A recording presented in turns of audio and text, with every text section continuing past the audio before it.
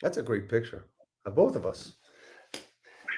Anyway, here I am talking great about our pictures and everything. I want to welcome everybody to Real Estate Talk TGIF. This is episode 311, and that is 307 weeks in a row with a few extra episodes in between. And it's always fun, always a great day to listen to two people talk about real estate most of the time. And today I'm honored to have a new friend from Arizona, Kevin Kauffman. Hey, Kevin, how are you today, man? I'm great, Dave. Thanks for having me. Good. This is going to be a lot of fun. We're going to talk about different things that you're doing. We talked a little bit already.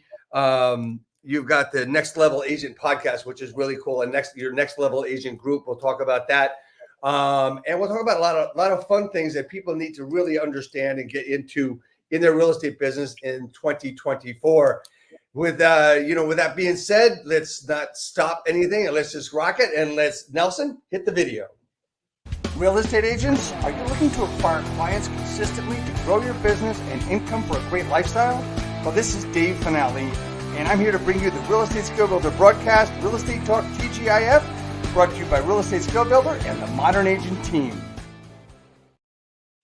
Hello, everybody. As I said, this is Dave Finale, and this is Kevin Kauffman, and we're here to get started, have a great conversation about real estate and how we can help anybody in this business. And, one of the things that I do as a growth manager with Align is I help agents grow their business through lead generation.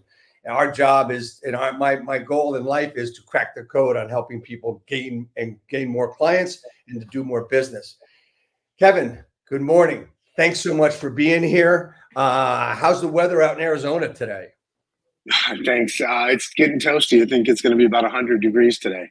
Man, we won't even hit 80 today. We'll hit in the 70s, and it's overcast, maybe even some rain. It seems like we live in Seattle here on the East Coast lately. It just seems to rain 3 or 4 days a week. And there's a lot of mold. Anyway, no, I'm just kidding. Anyway, so Kevin, we start this broadcast really simply. I'm going to ask you a question. And the question really is really simple, but I'm going to tell you the percentage of failure is high. What does TGIF stand for? Probably, thank God it's finale. I don't know. You are absolutely 100% correct. Give him the ding. So that's good. Excellent, man. Hey, so here we are. We're in May of 2024, and there's so many things going on, but you had a little bit of a journey to get to this point today. So tell me about your journey, where you started, what did you do before real estate? Why did you get into real estate, and how did you come about being where you are today? Yeah, there's a lot there to unpack. I mean, prior to real estate, when I first moved to Phoenix as a young adult, I got a job in a call center, and I used that to. It's funny, looking back, it actually set me up for real estate quite well. So I got a job in a call center working early stage collections. So I was on a phone dialer for like 10 hours a day because I was actually doing 10-hour shifts. And then I was lucky enough to get put into this kind of, I think they called it a job enrichment program, where I got to run this dialer for the entire call center. And then I basically found a way to never have to go back to the phones again, because I parlayed that into a full-time job and then parlayed that into another job and then another job. And just I was pretty lucky. I kept getting overpaid for my qualifications because I would never graduated college at that point. And then I got to a point where I was like, I can't see myself working for a big company the rest of my life. And so, the writing was on the wall for me. I just realized I wasn't going to make it. And so started going back to school and taking it seriously. And I got really lucky. I was taking this class one day, and his name was Professor Goodner, walked in. And what I knew about this guy was that he didn't teach full time. He taught 1-2 classes a semester. And it was basically his way of giving back to his community. And he said, we're not going to talk about whatever was on the syllabus. Today, we're going to talk about money and real estate. And he just kind of blew my mind. He talked about money and real estate for the next 45, 50 minutes. Just absolutely blew my mind. And, at that point, I'd been looking for something. I just didn't know what I was looking for. And so I asked him, I said, hey, could I ever buy you a cup of coffee or breakfast or lunch or something? And he said yes, and we went and got together, and he gave me some really great advice that day. And mostly what I took away from it was I still need a job. I just thought, I'm going to become a real estate investor like him, and that's how I'll make money. And he helped me realize quickly I still needed a regular, a consistent income. Right. And but I then took any class he taught for the next like 3 semesters in a row. And what I found out is he was actually accredited by the Rich Dad Company Yep. and by the school, the community college system in Arizona, to teach these Rich Dad classes, like Real Estate Investing 101, and a couple other classes that he was able to teach, and it was for credit. So I just took those classes because he was teaching them. And that eventually led me to realize this was my whole thought process, man. Like looking back, sometimes you realize how stupid you are and how that can be an advantage. Yeah. But Yeah. I just thought if I got to have an income, I guess I'll just be a real estate agent. If I want to be around real estate, for the rest of my life is how I make money. I should probably just work in it now. So that was my big idea to get licensed in real estate. That just happened to be in 2007, and which was apparently not the best of timing. And Right. so I decided to dive. I decided to dive in. I just ultimately quit my job and got a real estate license that year. So when you got your real estate license, how are you going to make money? What did you learn? What did you need to know? Did you know? Did you even know what you didn't know? No, I didn't. I had no idea what I needed to know. I was completely oblivious to what being. I just thought real estate was like you go from one deal to the next, and granted that is the way most real estate agents operate. And I just thought, here's a deal, then you go get another deal. I didn't know anything. I just was like, I'm going to go do this. I'll figure it out. And I had one friend who actually had sold me my first house, and then my now business partner I knew a little bit, and he was successful, and he had sold a decent amount. He sold enough real estate to support himself, and so I was like, I'm sure I can figure it out. And I mean, that was my whole plan.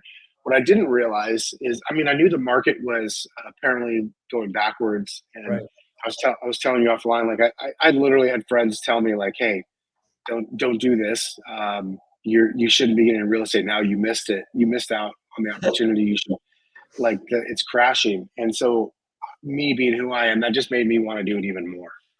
And so I got licensed. I found a transaction. Luckily, one of my very best friends was engaged and needed to buy a home, so he waited for me to get my license, and he was my first transaction. It was easily my worst transactions. I think I showed them like 55 houses or something like that. Oh shit. And it was terrible. I just didn't know what I was doing, but I learned a lot, as you can imagine. Did another transaction, and then my third one was my now business partner's listing, but he was leaving the country for his honeymoon. And at that time, like Blackberries didn't work outside of the country. This was 2007. And so he's like, hey, can you help me? And with this thing, with these couple of listings, they're short sales. I'm like, what is that? So he tells me what a short sale is. And the funny part was he told me, he's like, I don't even know if we can get paid. Like, I don't know who would pay us because the seller's broke. Like all my clients are broke. They have no money. So hopefully I think we can get paid from the bank. So I just said, okay. So my third transaction ever was actually my now business partner's listing that I negotiated an offer on. And then I went to the bank and negotiated a short sale agreement with them and closed it. And so, I mean, that was my entry into real estate. Third deal ever was a short sale, and Wow. pretty much probably 975 of the next 1,000 deals were short sales. Like that was, at least in Arizona at that time, if you didn't do short sales or REO, foreclosure listing, like you just didn't do real estate. There was nothing else was really selling. It was such a small percentage of the marketplace that you had no chance. And so I just kind of dug in, and a few months later, my now business partner and I were talking, and we're both, at that time doing short sales. I had a few listings. He had a few listings. We both had employed actually it was his little brother who was licensed too, but was really more of a musician and actually a teacher. We employed him kind of part-time to be our assistant, helping us with some of the stuff we didn't want to do, like going out to the house. And we're kind of like, why aren't we just sitting in the same office together and helping each other out? And so February 1st or February 2nd, whatever that Monday was of 2008, we rented two offices from our brokerage. It actually was the owner of our brokerage owned a different brokerage too, a different franchise in a more central location in the Phoenix area. And he was kind enough to rent us two offices from that office because it was like a ghost town. And we took down two offices. Fred and I sat in one. I think I had 4 listings. He had 8 or 7. And we brought in his brother. We agreed we would split all of our expenses evenly. We agreed that we would not split income evenly, but we would share income. And we went to work. And we quickly started just going to town on short sales. And I mean, there's a whole lot more there that I can go into from, I licensed in end of May 07.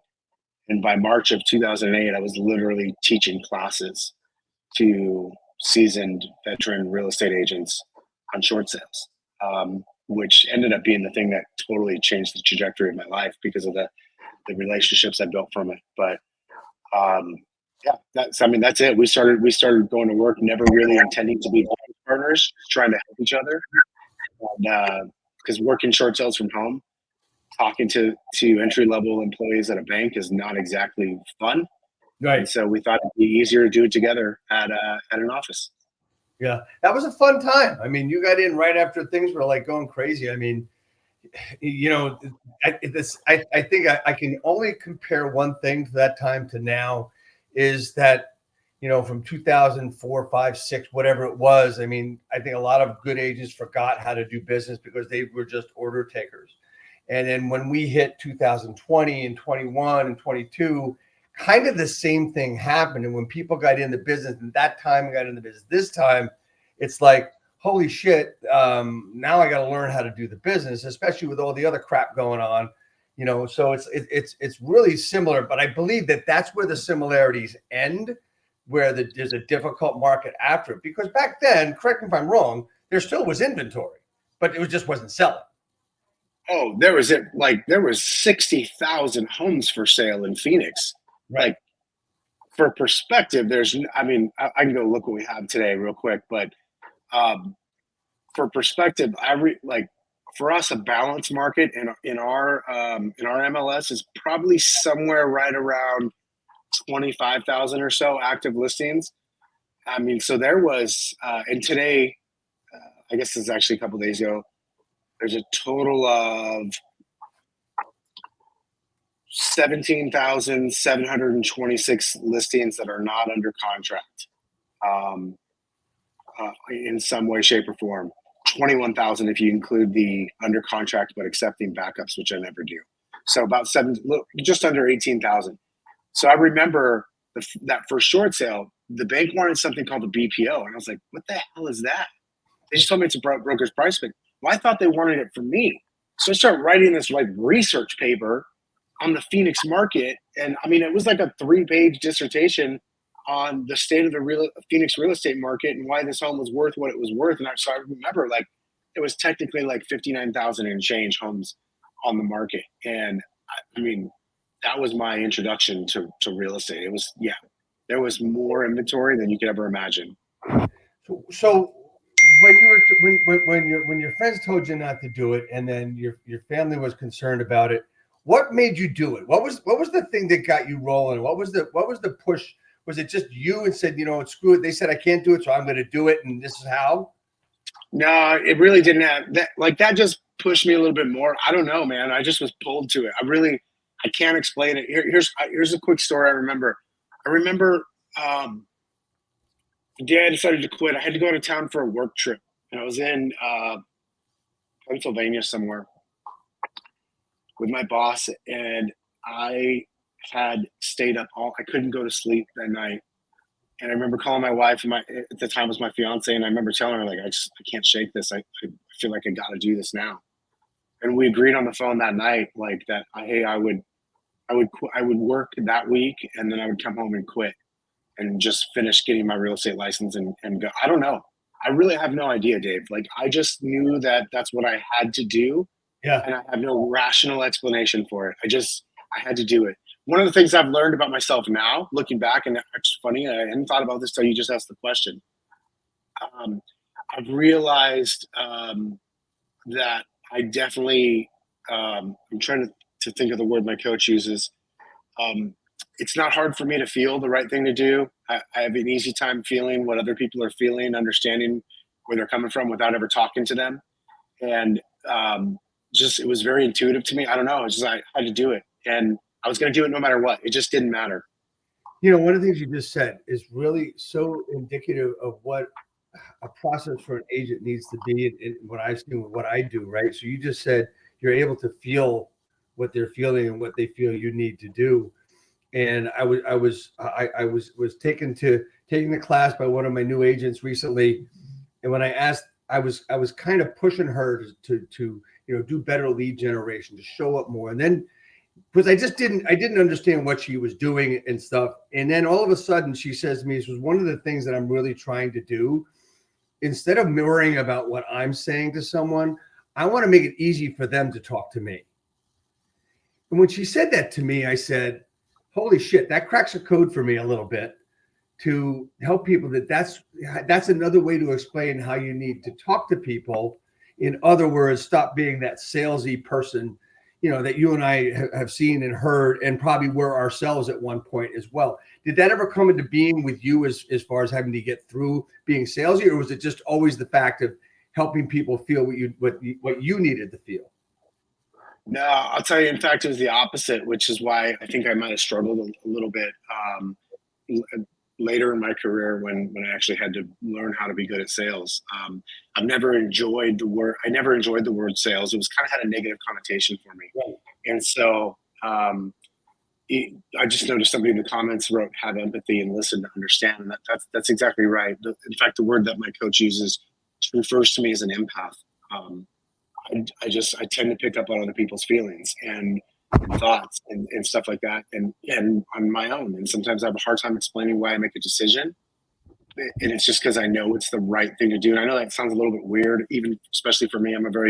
Try to be a very logical person, Right. so it's even kind of weird for me. But it's something I've just learned recently in the last year, and looking back at it, I just was pulled to it. I think the thing about doing short sales that I liked is that nobody else wanted to do it, and it was hard and it was a challenge. And I think that was the thing that called me specifically about short sales. And then the fact that we were having success and basically nobody else was when it came to it is why we started sharing our quote unquote secrets and teaching other people how to do it as well. Your quote unquote secrets. I like the way you put that, because everybody knows how many secrets there are in this business, right? Yeah, I mean, we were literally teaching.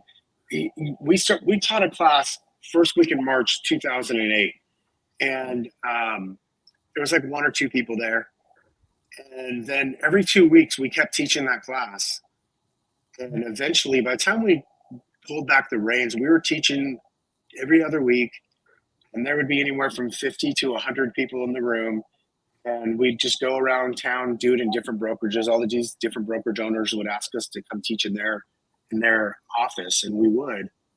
And the rooms were packed, and we were going 3 hours, 3.5 hours, and telling people exactly step by step what to do from the time you got a call with somebody all the way through getting a short sale approval and closing the deal, and the steps afterwards. And so there was no secrets, because we kept none. Like, we literally kept no secrets. And so, yeah, there's never any secrets. It's never about what to do.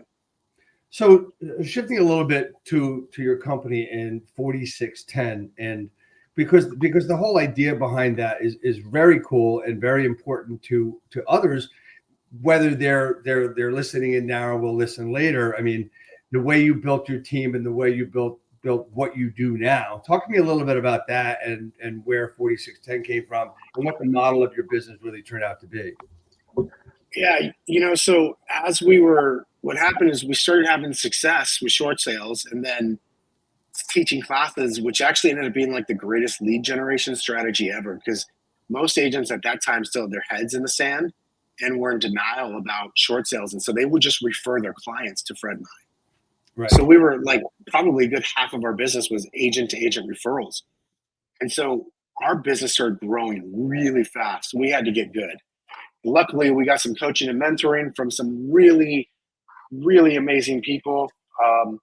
And we had this, I'll never forget, I know the listing. I remember the seller's name, but we had this listing and in the historic district in Phoenix, and I kept getting calls. It was pissing me off. And we happened to run out of signs. Like I turned my phone off. I was turning my phone off at night. And I looked at Fred one day. I said, "Hey, dude, we're all out of for sale signs. We're gonna order some. I need to order some more. Do you want your name and phone number on them? I don't want mine." And he said, "No, I absolutely don't want my name and phone number on these signs." And so I said, "I guess we should think of a team name." And you know, I'd love to have some more profound story to it, but that's the truth. Like that's how we came. That's how we came up with the idea that we needed a team name.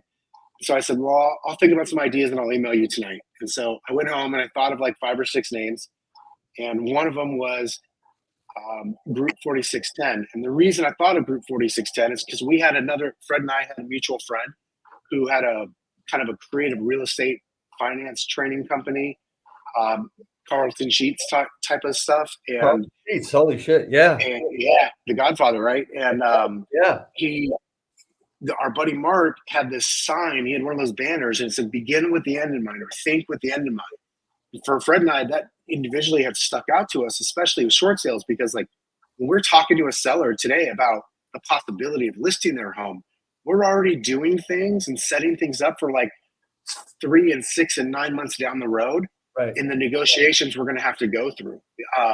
And so I said, what about Group 4610? Because he had put that lesson from Stephen Covey's 7 Habits of Highly Effective People, "Begin with the end in mind." He had traced that back somehow to the verse Isaiah 46:10. And so I thought the "Begin with the end in mind" teams was a mouthful. And so we went with Group 4610. That's fantastic. I love that story. I mean, a lot of people are using their names for the teams and all this stuff. And I've never been a fan of that. You know, people are very, very successful using it, and they're also very successful in moving on and either selling or whatever they have to do at time. But that's beside the point. So, which comes to the other question: begin with the end in mind, and agents trying to get new agents to build their business. And one of the things, you know, we're always told is don't go after the business with money in mind, with that paycheck in mind, but go after it to see how you can help them and the money will follow. Well, if we're going to begin with the end in mind, I mean, the end in mind, we have to really think about how we're serving our clients, our customers, but we're also thinking about paying our bills too. There's always been a differentiation there, Kevin, about what we do as far as our mindset is concerned when we get into the discipline of lead generating and client acquisition, et cetera, in this business, which is the base of our business, no matter how you want to do it. How do you differentiate between having to make money and helping people with that end in mind? What's the end we're talking about, and how does that make sense? I'll tell you what, I have a dear friend. His name is Matt Fedek. I've known him for about 15 or 16 years. And he's one of the best people and most amazing real estate agents I've ever met in my life. One of the things he said to me probably a decade ago, maybe even longer, was he said, real estate's interesting because it's an industry where you're in sales until they agree to hire you, and then you become a consultant. And so I think that mindset of, I am in sales, I do because I need a paycheck. I'm not doing this for fun. Do I want to help people? Absolutely. However, I'm not doing it without a paycheck, right? And so I need to behave in a way that allows me to go out and get a paycheck. And then I need to be able to, on a dime, switch directions. And it's 100% about them. This is about making sure that they get their needs met and I can help them meet their goals. But until that point, truthfully, it's really more about me. But when I say it's about me, it's because I need a paycheck, and I'm very clear on that. But I'm looking for someone to help. I'm looking for someone to guide. I'm looking for someone because that's how I happen to get paid, right? And so there's kind of this. I think you got to wake up with the mindset. I've always believed that you've got to wake up with the mindset of I'm unemployed today, and I got to go get hired. Right.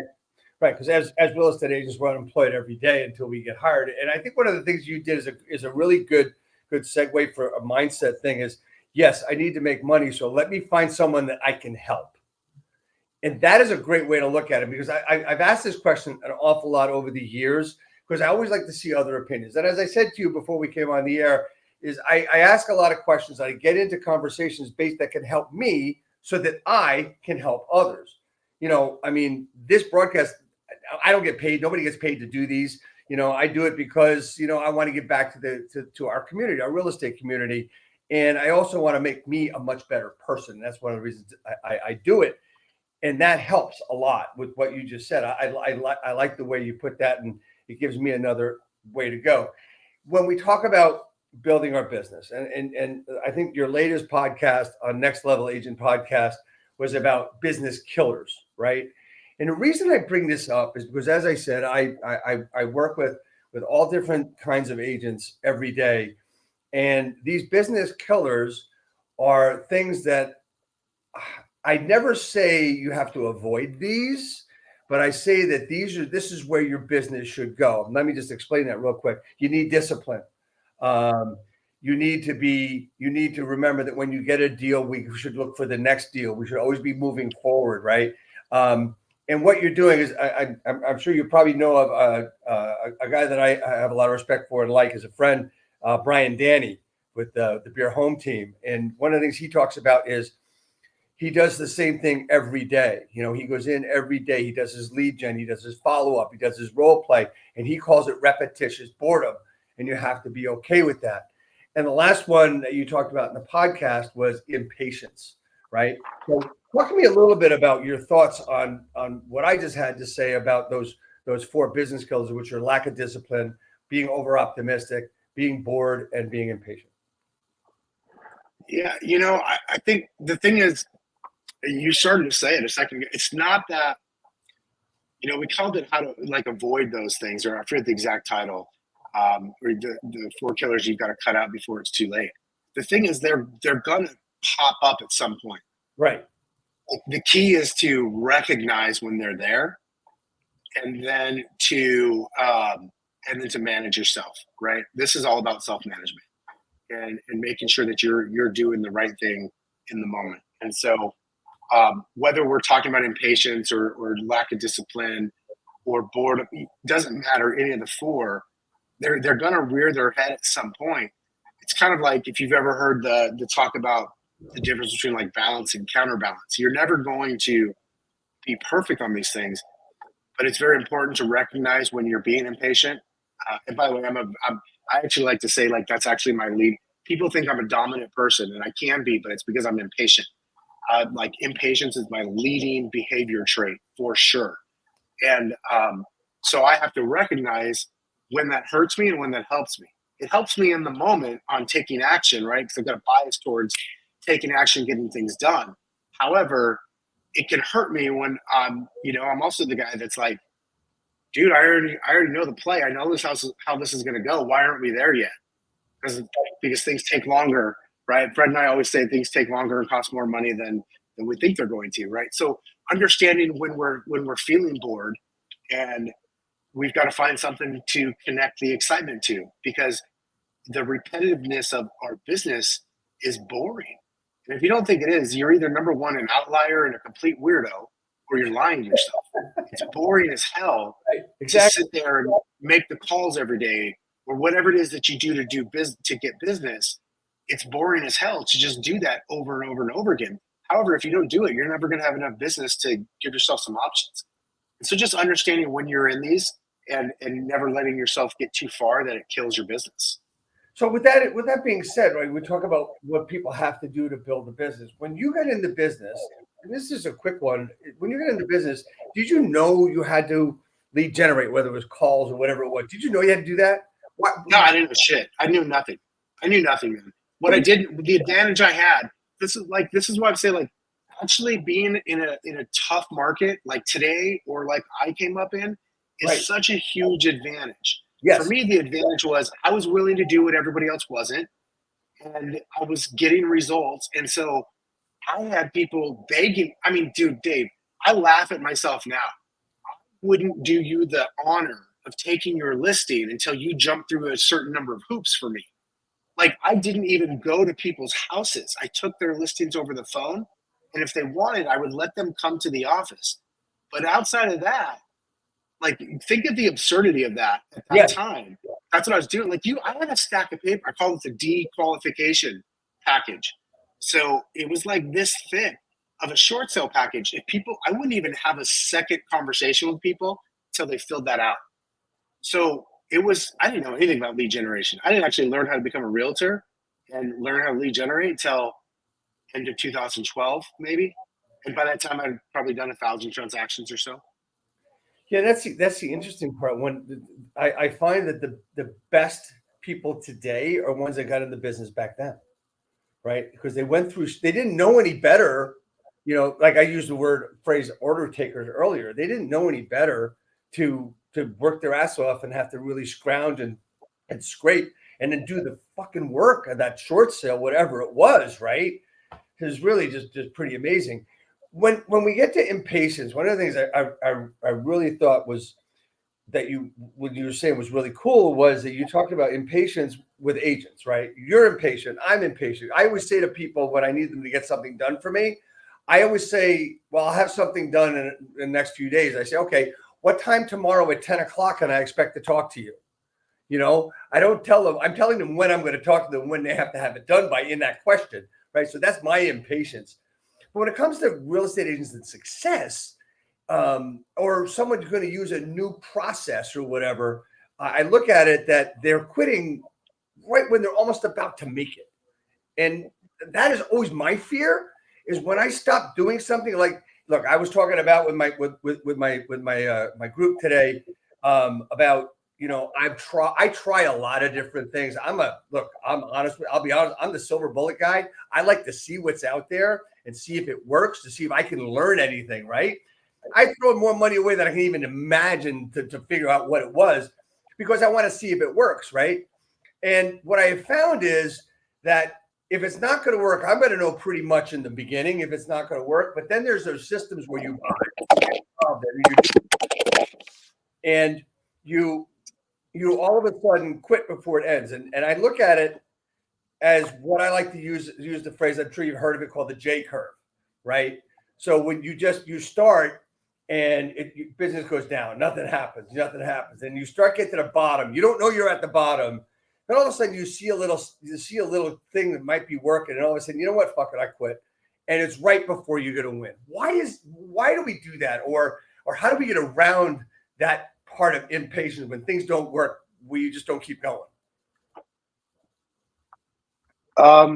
There's a book similar called 3 Feet from Gold. I don't know if you've ever read it. Very, very easy read. It's the same thing. It's what it sounds like giving up 3 feet from gold. If you can imagine digging for gold. I think we just expect things to be easy, and we don't. We get overly, like, if you just think of like your typical real estate agent, like, I forget what percentage of the population is like, say, a high D. However, Yeah. it's very small, but it's like it's the lion's share of real estate agents, right? Yes. But it's like this much of the general population.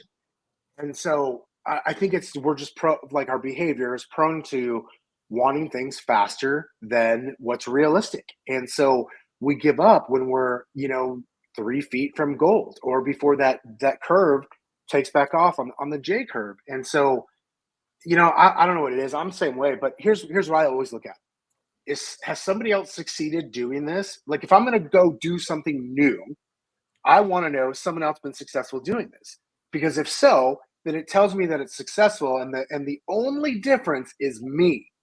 I can control me. I can't control anything else. So if I can just model this person, to me, this is the slippery slope of real estate, because I can model you. Like, if you've had success, Dave, and you're my coach and you're like, just do it this way, just do it this way. The good news is I could actually just do what you did, and I'm going to get some results, maybe better or worse, depending on my skill level and a few other factors, but I'm going to get some good results. And that actually could sometimes end up being the worst thing, because I see so many agents who do have success go build a fucking trap instead of a business, because they built it based on what they thought they wanted, because they never took the time to figure out what they really wanted. So no matter what, like when when someone's saying, "Hey, can you help me with this? Can you help me with that?" Like I always like to, I'm going to diagnose before I prescribe anything, right? Because I don't know what the right answer for you is. Like I'm going to find out, well, what is it that you really want? Why do you want it? And what are you willing to do to get it, right? And so that's the thing, is everything works. You and I could probably sit here and name 100 different people we know in real estate that do it differently and have great results. And if we just go copy one of them, we're going to get the results.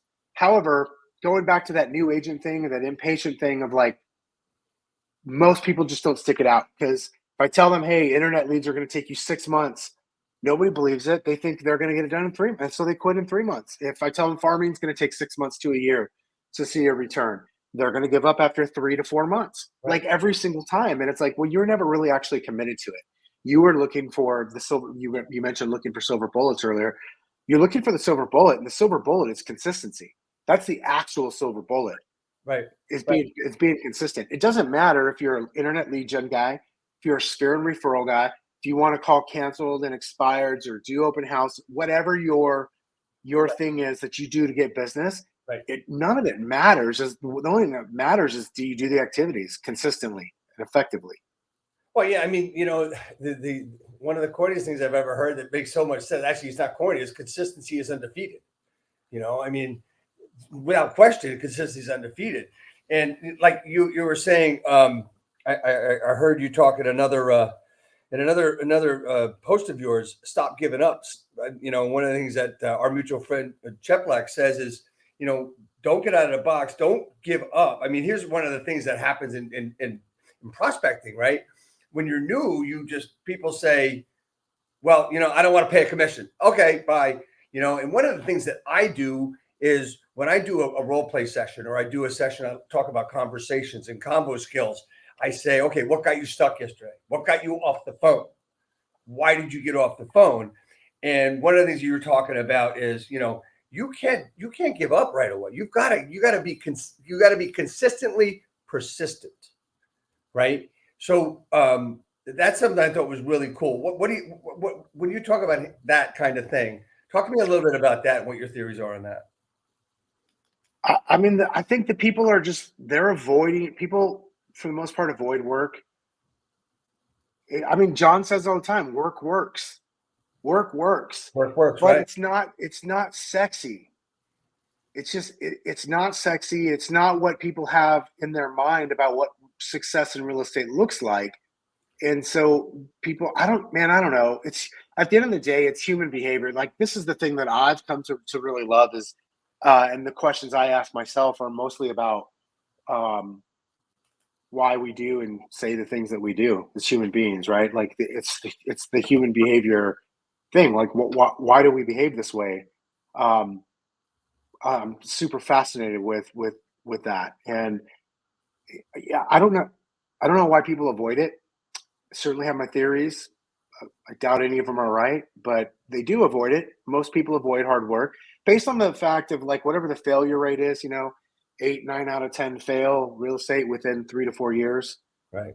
Like, that tells me that people are really, really poor at when it comes to being consistent and it comes to doing the work.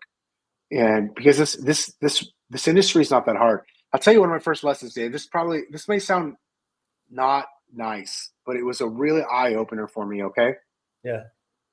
I've been in the business for about a year, and I was very fortunate. Because I was willing to give my time and my information, I got put in rooms I didn't deserve to be in. I got to rub elbows with agents that had sold hundreds and some thousands and thousands of homes.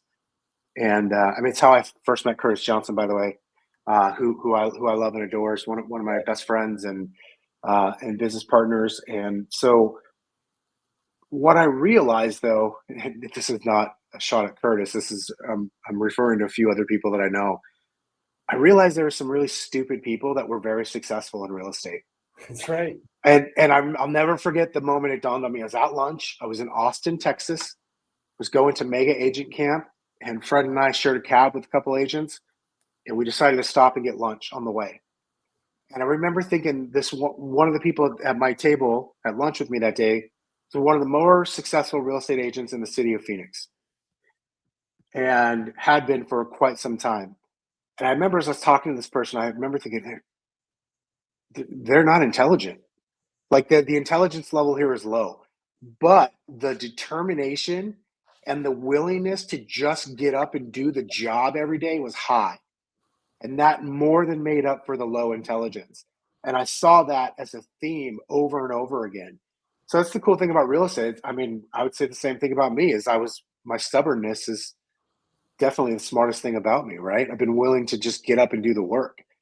Um, because I do know some really stupid people, like actually not intelligent, that are wildly successful because they were smart enough to take advice and smart enough to be consistent with their activities every single day, and they've built an amazing business. Would you call that a bottom line of being disciplined?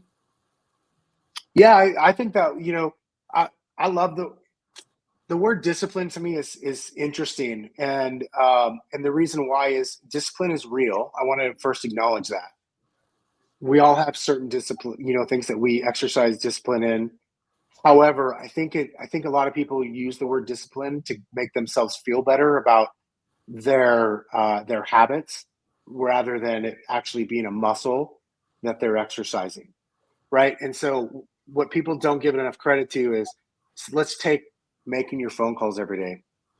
Um, that takes discipline at first, and then it becomes your habit.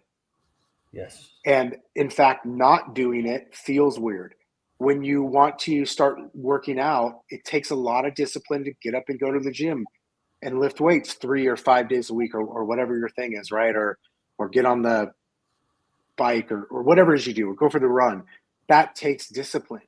But at a certain point, habit takes over. It's no longer about discipline. It's actually just what you do. And therefore, it's not actually hard for you to do it. So for someone to go, I'm so disciplined, look at me, is bullshit. I can't stand it. You're not disciplined. You're fucking you have habits, and you're a human being like everyone else. Right. Let's talk about something that's hard for you right now. Like a lot of my friends in real estate, like their life, the home life sucks. Like they don't have any time for their family or whatever. I'm like, let's talk about discipline over there, because that would be hard. That would be discipline if you actually had something set aside to do every day or every week with a family member, with your spouse, with your kids, whatever, or just for yourself that didn't have to do with work. That would be discipline. What you're talking about and what most people talk about discipline as, it's actually just a habit.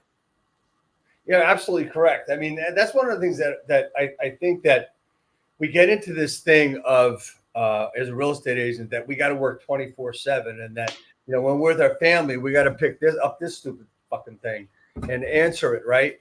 And honestly, mine's away. Mine is, a lot of people put it on the table. They go out to dinner, they put their phone on their table. What's that? I mean, what are we doing?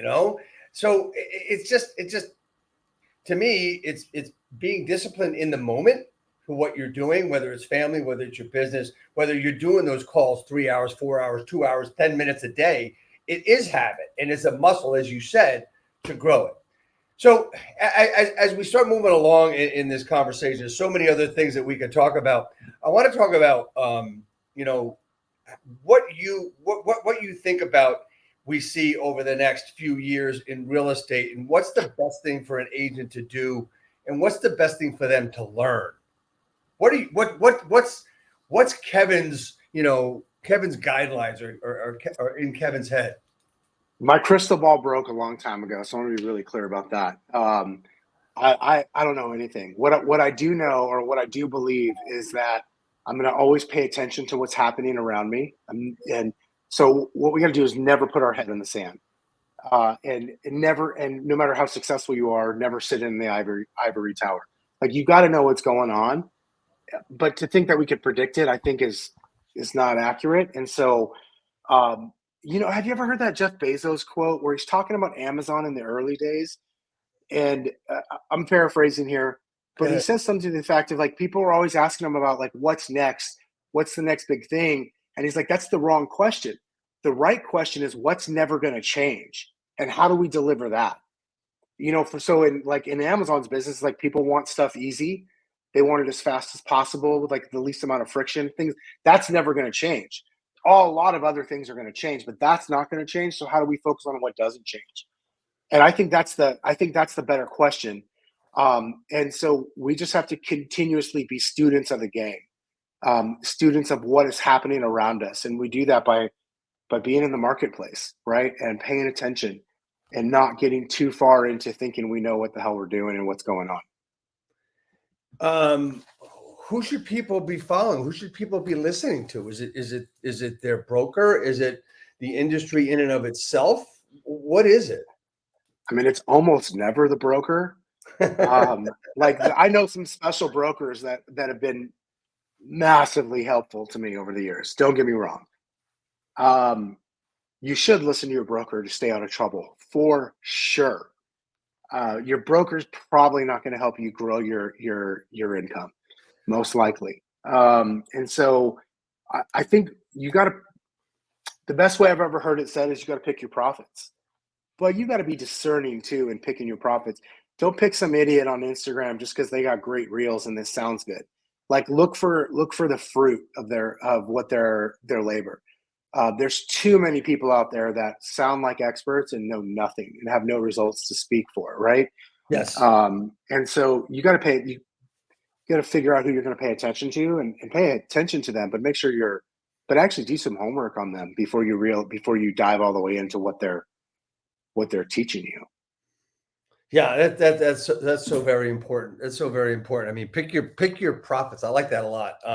I'll share mine if that's okay. Yeah, Like, yeah, would you please? Yes, absolutely. In the real estate world, there's a few people that have made more impact on my life than Ben Kinney and John Cheplack. Those two, Ben Kinney and John Cheplack, are two of the probably the two most influential people in my journey in real estate, without a doubt. When I think of like people I go to for advice and listen to, and there's a lot of others. I got a lot of great friends in the business that are super smart that I can think of. I think of Chris Heller and Leo Pareja and so many others that are just good friends of mine. And gosh, I could name 100 people right now. But the reality is you got to be really clear about who you're listening to and what advice you're taking. Yeah, you know what? I want to echo. I don't know Ben that well. I met him, I think 15, 20 years ago, a long time ago in a couple of sessions that he did.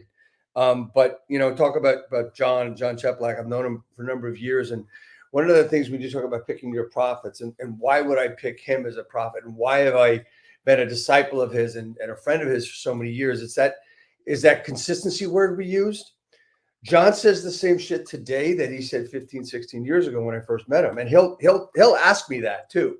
And the consistency in the messaging, and he's gone along and moved along with technology and stuff. And it's just, that consistency is like, it's obvious that consistency is undefeated. Just look at John, right?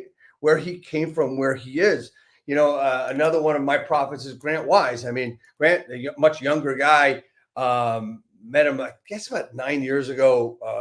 Still, I think the biggest genius in Facebook marketing that there is.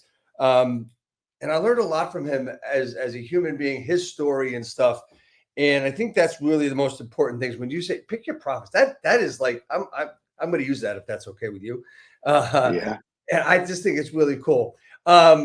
Everybody, if you're watching this broadcast, either live or recorded, Kevin's information is on the screen. I ask you to contact Kevin, reach out to him. He's going to respond to you because we actually never been face-to-face until today. I think we've got a great relationship to start. Kevin, just a couple of quick things before we finish today. And it's one of the most important questions I'm going to ask you today is, how can I help you grow your business? We like referrals. We sell a lot of real estate here in the greater Phoenix area. So we like referrals. I've got an amazing real estate team that will make you look good to your client. And awesome. So I like those. And as you mentioned a couple of times, we've got a podcast called the Next Level Agents Podcast. You just go to nextlevelagents.com and it'll link right to it. It's on all platforms. Before we finish with Group 4610 and the Next Level Agents, talk to me about your group, your organization, Next Level Agents, because that's really very cool as well. Talk to me about that. I want to give that some time because that's really important to all of us. Yeah, that started out as an idea of I started a Facebook group in 2017. Yeah, 2017. I started a Facebook group because I didn't like the Facebook groups that were out there for real estate agents. And I just thought I'd create a place for conversations to have happen for real estate agents, regardless of brokerage, regardless of brand, regardless of business model. And it kind of grew into a whole thing where, we've done plenty of live events. Eventually, I just took that name for the podcast as well, which I think I'm 513 episodes into now. And about, I forget when it was, but Fred and I finally realized, so we got Next Level Agents, the Facebook group, we got the podcast, and then we built this community within inside of our brokerage. For some dumb reason, we were calling Kevin and Fred's community, and we're like, hold on a second. This is really just another version of Next Level Agents, just more intimate and higher level. And so let's do that. And so we've kind of adopted that Next Level Agents across all things that we do. So whether we're talking about our network with inside of our brokerage, our podcast, our Facebook group where there's ongoing dialogues, and our live events, it's just kind of become our brand, if you will. Yeah, and I think it's really cool. Is one of the things that you believe, and I know as well as I do, is collaboration is probably the most important things to help as many people as we possibly can. Collaboration over competition is what we say here, and also what we've heard John say and what I've said is it's just different here with what we do. And I'm so very fortunate, and I thank you and everybody else has been on my broadcast here to give as much as they do, and very open to everybody else. Last but not least, Kevin, I want to thank you again so much for coming on. And, I know you did hear from others that really well that there's a hat involved in being on the broadcast. So I just want to let you know that we'll be sending his hat out to you. Hey, guys, everybody, look, we've got somebody really special coming on next week. We have Shivani Peters. She is not a real estate agent. She is a mortgage advisor, and she's been on the broadcast before. She is very cool. So check out her on Instagram before we get started next week. She is very cool. Great lady, and she's going to teach you a lot about what you need to know about doing a lot of different things. And Kevin, I want to thank you for being on today. Just stay on for a minute after the close, and we'll see you all next week.